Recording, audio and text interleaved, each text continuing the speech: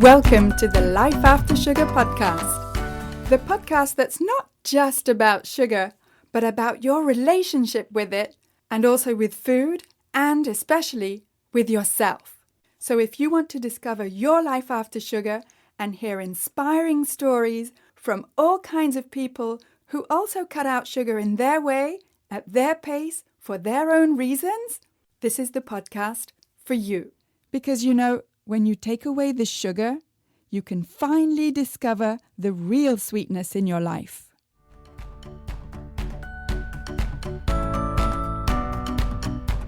I'm your host, Netta Gorman, and my guest today is Courtney, a former dancer turned health coach, and we talk about growing up in diet culture and this pressure to control your body and how sometimes looking healthy on the outside doesn't actually match how you feel on the inside. And Courtney talks about what we really need to change in order for our habits to become sustainable. We'll get to our chat in just a minute. But first, I just wanted to tell you that if you're looking for some free resources, then I have plenty for you. First, download my 5 tips to get rid of cravings. And those 5 tips may not be what you think they are. So go to aftersugarclub.com and download your 5 tips today. And while you're at aftersugarclub.com, why not take the cravings quiz? I created this cravings quiz specifically to help you start thinking more deeply about what triggers your cravings. And when you do this quiz, you'll get your personalized score as well as my practical tips to help you take your first step to get rid of cravings. Those free resources are at aftersugarclub.com. And also, come check out the Life After Sugar Facebook page and subscribe to the Life After Sugar YouTube channel, as well as my Instagram account at My Life After Sugar, which is where you'll get all kinds of inspiration so that you can see that it's perfectly possible to live a happy and active life, even if you don't eat sugar. Okay, so here's my chat with Courtney. All right, so today I'm here with Courtney. And Courtney, can you tell us a little bit about how you grew up and where you grew up and what you used to eat when you were a child? Sure. So I grew up in Wyoming, in Jackson Hole, and I always preface it by saying it was Jackson Hole before it was Jackson Hole, because Jackson Hole has kind of turned into a really sort of elite area. But my dad was a veterinarian and my mom was a nurse.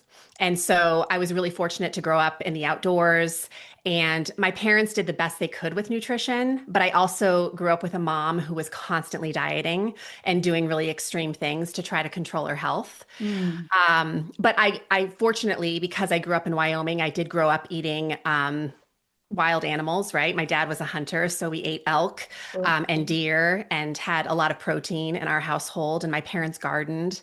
So I feel like it was a little bit of a mix of both, right? I had access to really nutritious, wholesome food, but I also had some challenges with what was being modeled to me in terms of what was healthy for eating. Gotcha. Yes, yes. When did you grow up? In the 70s, the 80s? Yeah, so I grew up in the 77, I was born. Okay. And yeah, so mostly late 70s, 80s into the 90s. Yeah. Yeah, yeah. Okay. And then when you became a teenager and a young adult, did your diet change? So I would say my diet just became probably a little bit more dysfunctional because I was in the dance world. And so there was a lot of, conditioning around that and a lot of beliefs that I had about what I should be doing to control my weight and, stay looking a certain way. So I would say that I always had a ravenous appetite. Like I always have been a strong eater. I've always been hungry. I've had a voracious appetite. But I definitely would say I had a complicated relationship with food as I moved into my later teens and early 20s. Okay, yes. And I was in the dance world as well. So we're very focused on our own bodies when we're in the Yeah. dance world. And there's not really a lot, at least there wasn't then. I felt like there wasn't a lot of education for Mm. dancers, which is really amazing because considering our body is our instrument, it would have been Absolutely. helpful. Yeah. Oh, yes. And what type of dance did you do? I was classically trained, and then I did a lot of modern dance. Specifically, I did the Graham technique, and yeah, I kind of fell into the modern dance world, and Okay. that's sort of Yeah. how I came out of the dance world. Yeah. Yeah. Well, I mean, I did ballet as well, and it was almost as if you weren't supposed to have any kind of female feminine shape whatsoever, no curves. They always kept telling me to push my behind in, and I'm like, but how can I do that? It's there. It's right there.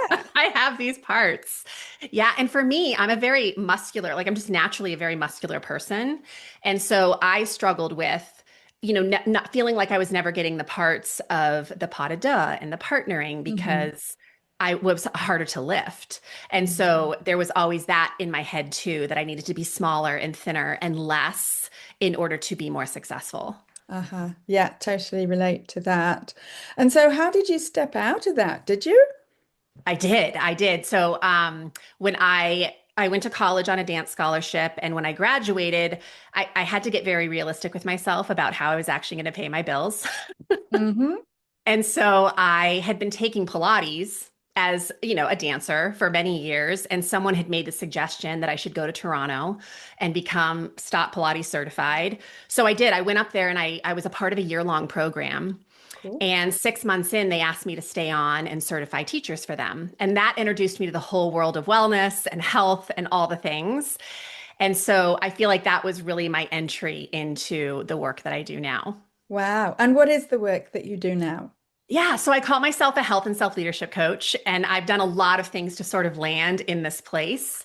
I started out as a personal trainer, obviously as a dancer. Teaching movement kind of felt like a natural progression from that, like a natural way for me to make money when I came out of the dance world.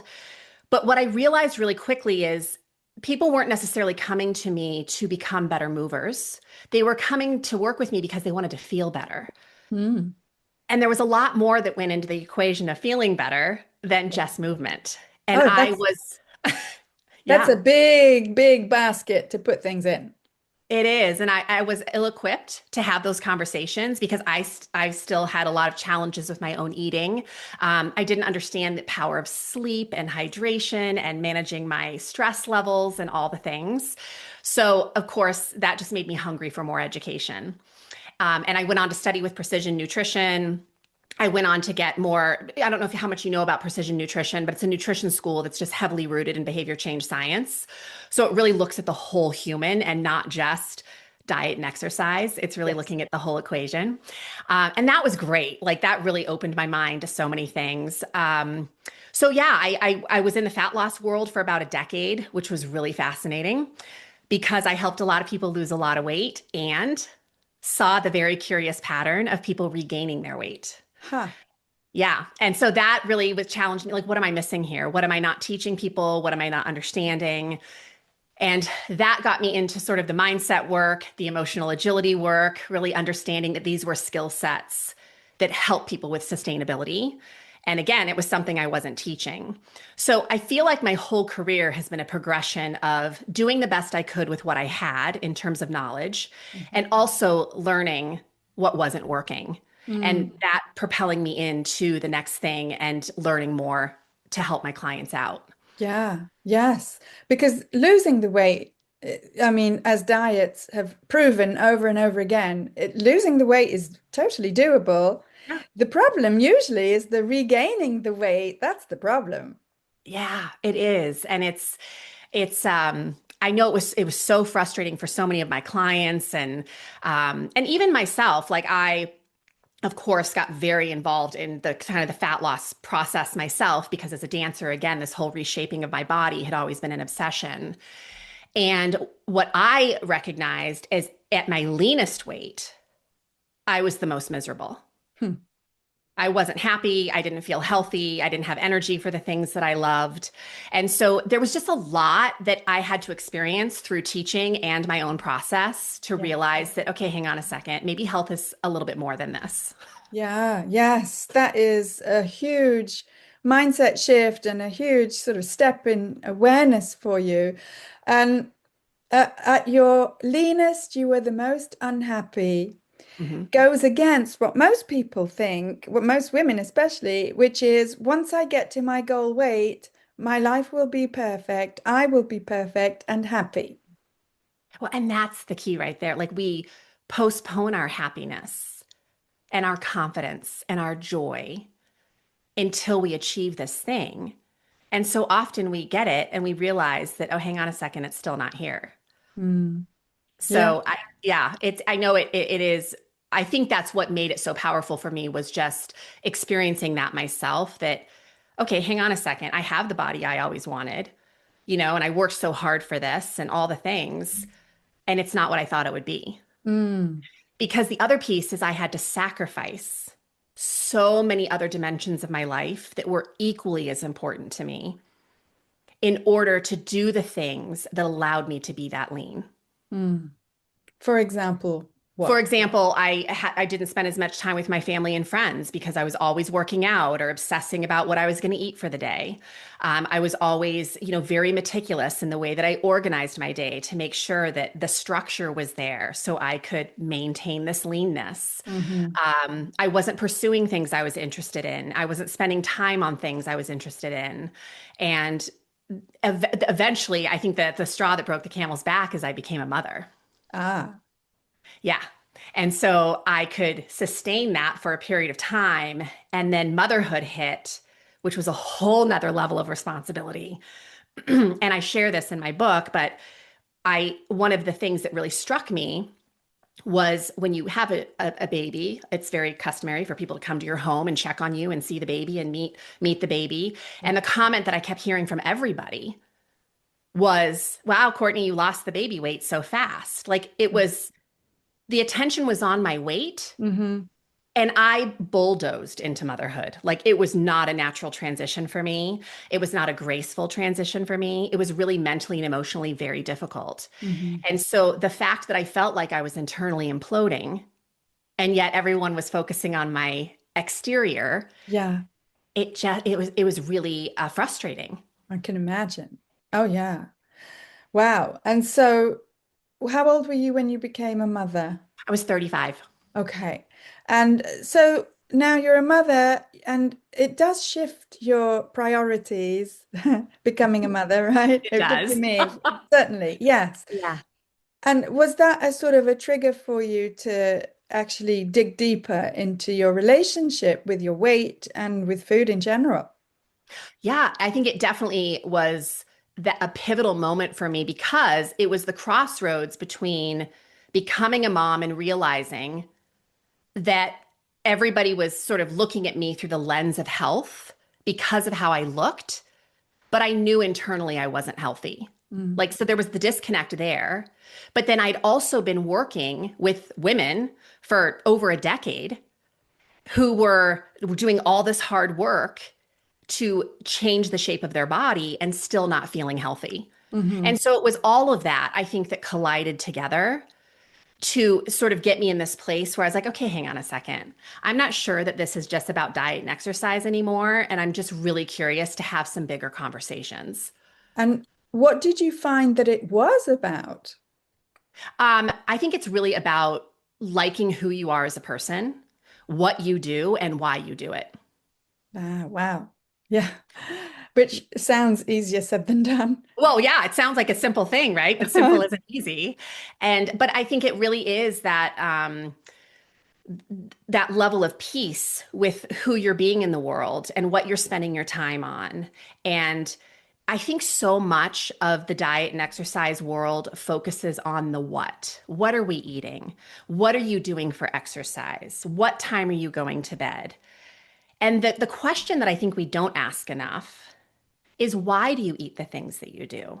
Mm. Why do you exercise the way that you do? Why do you stay up watching the 20th episode of your favorite Netflix show when you say you want to get up energized tomorrow? That has become such a more compelling conversation for me as a coach than diet and exercise ever was. Yeah. Yeah. Same here. Same here. And that question, why, I don't want to put a number on it, but it feels like 99% of people just don't want to go there. It's because it's not convenient to go there. Mm. right? I always say that self-awareness is not a feel-good exercise It's no fun for sure. because we kind of have to expose the things that we're not all that proud of or just feel kind of messy and problems we have to solve. And in a world where a lot of people are just hustling and trying to keep their head above water, it just feels like one more thing Mm. to have to do. Yeah. The cost of not doing it is extreme. Yeah, and it feels like a vicious cycle. It's like this thing that's not too much fun to do is going to make you feel better, but it's like, but I don't want to do the thing that's not much fun. Right? Exactly. When we have a little time and space, we want to do the fun things. We want to do the things that are less effort filled. Yeah. Unfortunately, we're living in a world that makes effortless so accessible to the Mm, point of our own demise, right? Like yesterday, I literally ordered some medication for my dog's ear off of Amazon, mm, and I had it the same day. crazy.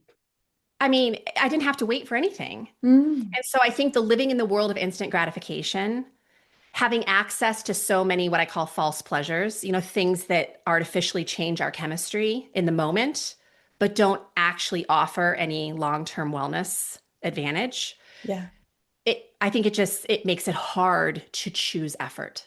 Yeah. Yeah. And what you just described is like a definition, sounds like the definition of sugar. Yeah.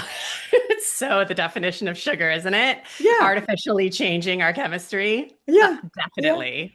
Totally. And, we think in the short term, and I include myself, Yeah. okay, I don't Oh, eat me sugar too. anymore, but I will do, like this whole one-click shop sort of thing that Amazon offers as an example.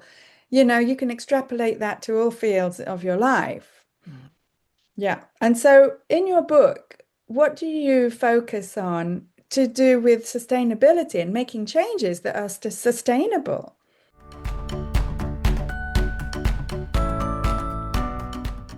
I want to take a quick break to say that if this is your first time here, then welcome and thank you for listening to this podcast.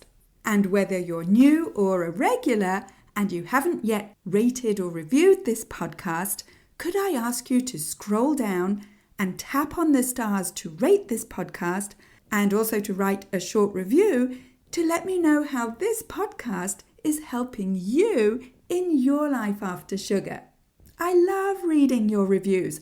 And when you rate and review this podcast, not only does it encourage me to continue making new episodes, but it also helps to share this podcast and have more people see it so that we can help more people feel better and lose weight with less sugar.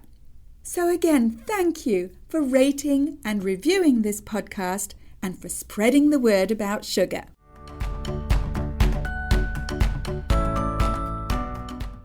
Well, I think there's really two parts to the book. That the first part is really challenging the reader to really consider what health is to them, because we throw the term around a lot, but we haven't maybe asked ourselves at this age and stage of our life what health really means. Mm, And I think that we are conditioned to think of health as a data point, as an athletic endeavor. Like people who run marathons are just automatically healthy. Actually, I've worked with a lot of them and they're not. okay. We think of health as a physical appearance. Mhm. So I kind of dispel all of that and talk about even the absence of disease. We talk about health as being literally that's how the World Health Organization defines it. But I've worked with so many clients. The example I give in my book is a client I work with ALS. And we talk about how she thinks of health. Mm. And when she focuses on what she can do to honor her own well being, she feels healthy. Hmm. But when she isn't doing things that honor her well being, she feels like she's dying. Uh-huh. And so I always think of health as how we show up in the face of dis-ease, Mm. whether that's stress or it's a literal disease or diagnosis. I think that's a sort of a healthier way to look at the definition. So I challenge people on how they think about health. I give them some pivots if they are at a loss for how to think about health in a more helpful way. Yeah. And some of those pivots are thinking about health as relationship, because we are in relationship with everything in our life, with the natural world, with food, with exercise, with sleep, with ourselves. And the quality of those relationships will have a huge bearing on the quality of our health. Mm. I also like to think of health as a direction rather than a destination, Ah, right? It's yeah. just a direction we travel in. And when we get misaligned, we're just one decision away from realigning. Yeah. Nice. So Yeah. if I got disoriented going to the grocery store today, I wouldn't pull over on the side of the road and tell myself that I couldn't find my way for the next 6 months. I would just make a decision on where I need to turn or how I need to reorient to get myself there. Yeah. Yeah. And it's like it seems pretty common to beat ourselves up about being less than perfect. And I think your book talks about perfectionism, doesn't it? A lot. Yeah, I think perfectionism is the death of consistency. Yeah. And to be clear, the consistency that I advocate for in the book is really consistent self-honoring, whatever that means for you. And it probably isn't going to mean the exact same thing every day, Mm. right? Health is dynamic, stress is dynamic. And so our self-care approaches need to kind of reflect that dynamic nature. Yes. And so, how do you go from a kind of di what I call diet mentality, Yeah. right, which is sort of short-term goals, and then like this yo-yo, especially for weight kind of Yeah. effect? How do you go from that to honoring yourself, or this is a skill set, as you were saying, learning the skill of honoring yourself Yeah. so that you can make not just weight loss, but feeling good, feeling healthy, a sustainable state for you. So this is what I teach as the code, the consistency code. And it's really a practice of, I would say, 4 buckets of skill sets. So there's a lot of practices in each one of these skills, in each one of these buckets. But the first one we already talked about, which is self-awareness, right? Like acknowledging how you're showing up in the day, acknowledging what you're feeling physically, mentally, emotionally, acknowledging your thought patterns. Are you thinking in a way that's actually talking you in to self-care or out of self-care? Hmm. Because I think a lot of us talk ourselves out of it. Yep. We have a habit of that. And so just bringing to light how we are actually showing up gives us some really clear information of how we could move the needle just a little bit forward. Mm. And so self awareness is the first bucket of practices. And then the second bucket is the practice of organization. I find most of the women I work with want to overhaul their life overnight. And they've been trying to do that for so many years because that's what dieting does. And then they're constantly having to start over. And so, what if we stopped doing that? And we really just picked a small place to start with a commitment to ourselves. And we practiced that to prove to ourselves that number one, it does get easier. And number two, I can be consistent with this. Hmm. And so I always use the analogy of if you went away for the weekend and somebody threw a house party in your home and they left it a mess, you would walk in and you would be very disappointed, of course, and you'd probably be a little overwhelmed at how much there was to clean up. And you're not Mary Poppins. You can't just snap your fingers and the whole house is clean. Yes. You have to pick a place to start. And it's not just a room, you have to pick a part of the room to start in. So we're again conditioned to think that diet and exercise is the answer to all health woes. Now, I'm not saying that those things aren't important. Of course they are. How you eat and how much you move matters. But the equation that I like to invite people into that I think is much more grace-filled and also addresses the whole human is number one, we have to reduce unnecessary stress in our life. And that could be anything from removing sugar from your diet Hmm. to starting like no longer talking to yourself in sort of a self-berating way. It could be lessening the incessant worry that you have about certain things. It could look like a lot of things. Hmm. It doesn't just look like food and exercise. The second part of the equation is we have to decide where we need to lean into some stressors on purpose Okay. with intention so we can build our resilience. Because stress is a beautiful thing. When you are going after, let's just say it's a career transition you really want to make, or a relationship you really want to heal, or it's having a difficult conversation or setting boundaries. Those things will stress your system out a little bit because they're new and they're uncomfortable, but they ultimately help expand your life Hmm. and they help to make you more confident. So, my invitation to people when we get into the practice of organization, because everyone always says, where's the best place to start? Yeah. There is no best place. The best place is choosing something that either removes unnecessary stress or helps you to amplify your resilience. And it could be there is no right answer. And But that in itself can be stressful for some of us. totally, which is why Yeah. I think coaching can be really powerful Sure. because a good coach can give you some just options. They can kind of help you to determine, like, out of these five things, what maybe feels the easiest. And that's Hmm. not what we typically do. We pick the hardest thing or we pick the Hmm. most complicated process. And I think a really good starting place is small and very specific and Hmm. kind of an easy win because winning begets winning. So if we pick something that we can be successful with, we're more likely to keep going. Totally. Yeah. Yeah. Yeah. So we have organization, we have self-awareness, and then we have, of course, where I do most of my coaching is the practice of follow through. You could have the best laid plans. We often do.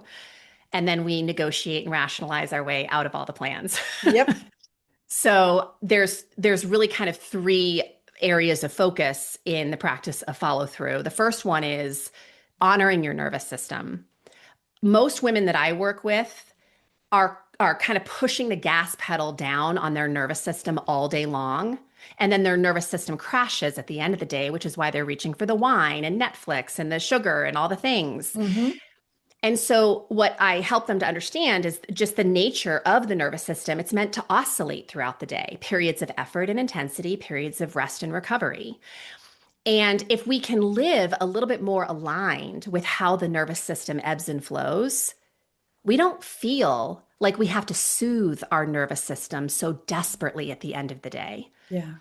So, there is that. There's also expanding our capacity to be with hard things, because, like we were talking about earlier, we live in a world that makes it effort very easy to escape. Yes. But effort is where the magic happens. And so, what is your capacity to be with hard things? Mm. Can you lean into the discomfort, be with frustration, be with a little disappointment without escaping it through vices like sugar, alcohol, all Yeah. the things? And the discomfort that most of us, at least in the Western world, experience is when you compare with the rest of the world is very small, but it feels very big. Yeah, it's so true.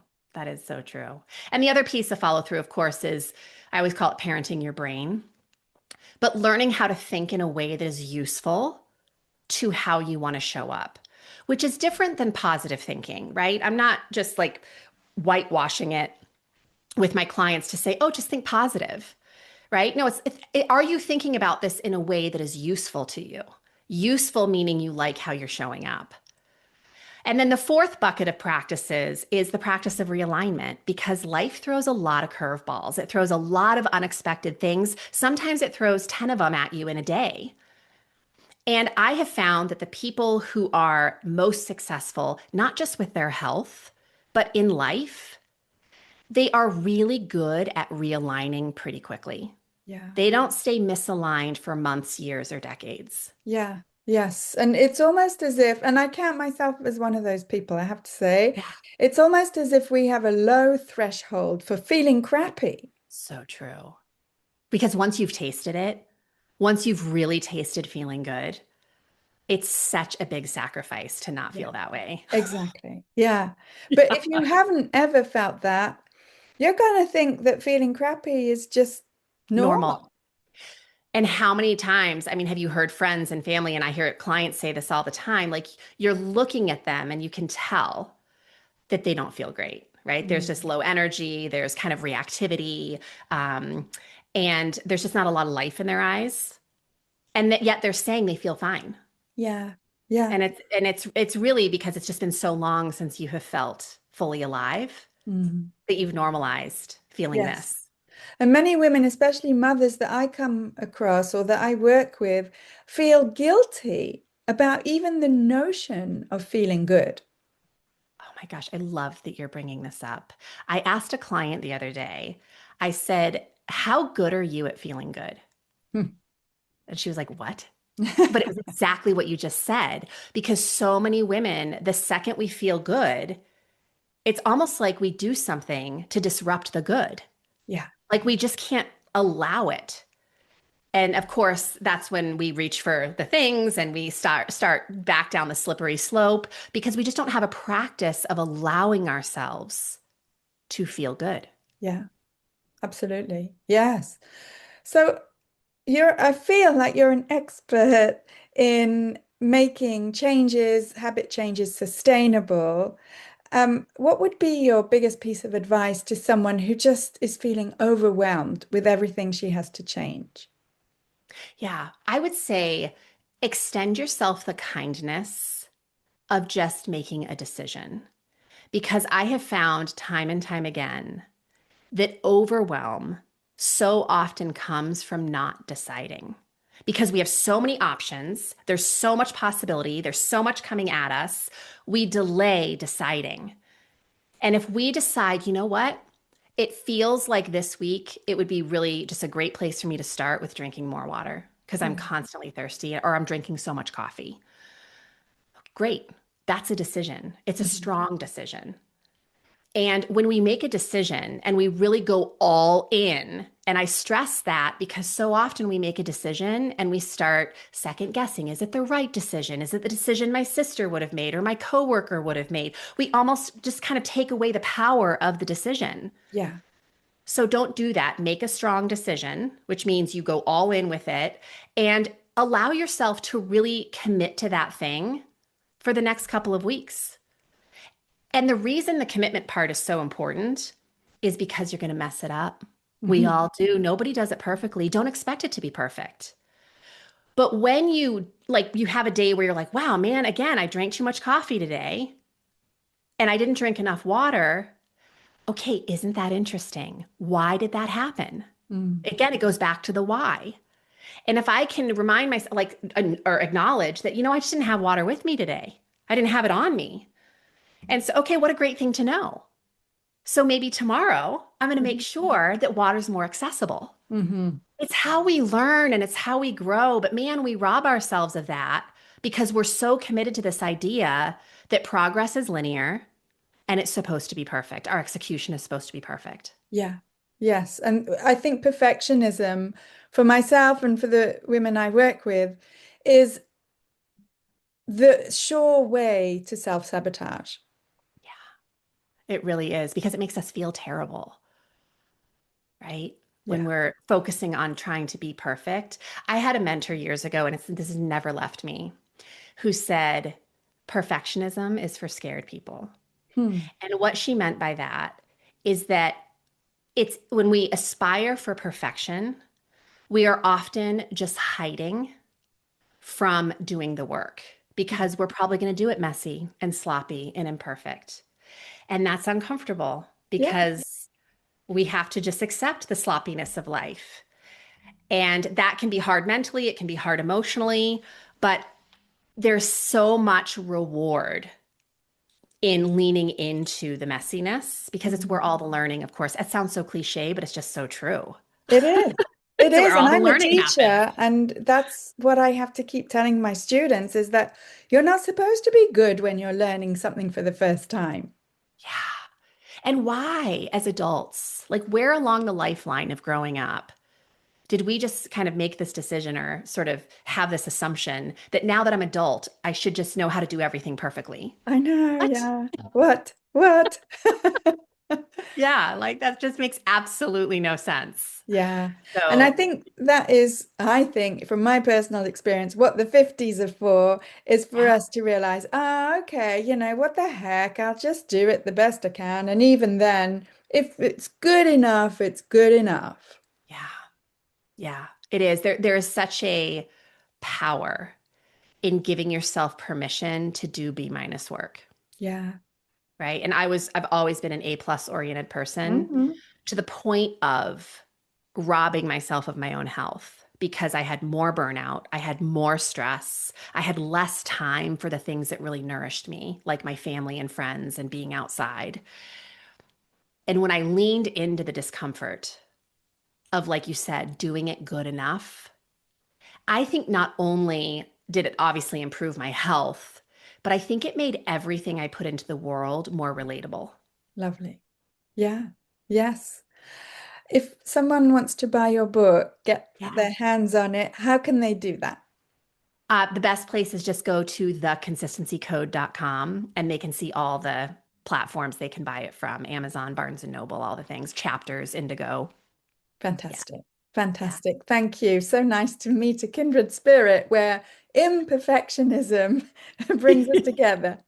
Exactly. Thank you so much for the opportunity. I really appreciate it. You're welcome.